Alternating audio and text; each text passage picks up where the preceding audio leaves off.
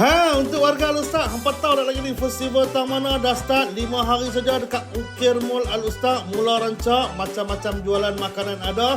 Yang rare tu ada nasi kandak dalam event ni, lauk ayam bawang, dia punya kuah campur memang sempoi. Satu ayat je aku boleh kata, memang sup. Pada hampa yang teringin nak makan sup utara, boleh try dekat Warisan Bonda ni. Mi kotiau, set nasi pun ada. Portion insyaAllah puas hati, memang banyak lembu, memang tak kedekut, urat keting, bahan-bahan lembut dalam tu. Sekali makan panas-panas memang layan kan. Selain tu kat sini pun ada pizza pizza homemade, panas-panas keluar dari oven, dough dia lembut, topping dia memang puas hati. Order satu, share dengan family ramai-ramai. Makan macam ni tak dan saat memang licin lah. Yang suka cendol jangan lepaskan peluang try cendol kat adik ni. Yang biasa ada, abang Ki ambil yang special cup besar, macam-macam bahan dia letak itu, manis berlemak cukup. Rugi kalau hampa tak try. Dan peminat kopi yang hampa boleh singgah Pak Ding Kopi Ais, pilihan kopi yang banyak. Kopi dia betul-betul kau yang ni, manis cun-cun padu mahal. Selain makanan, Amirul Petting Zoo pun ada kat sini. Boleh bawa anak-anak masuk tengok haiwan. Ada burung, iguana, ulat pun ada kat sini. Lagi satu ada Reno Kreatif pun meriah.